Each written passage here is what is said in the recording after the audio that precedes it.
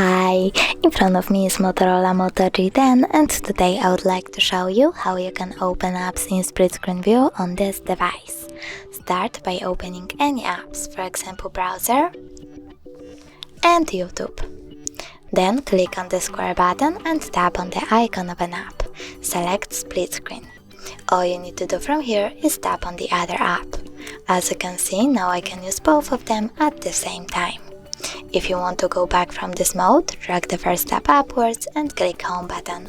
Thanks so much for watching. If you enjoyed this video, smash that like button, comment and don't forget to subscribe. Bye!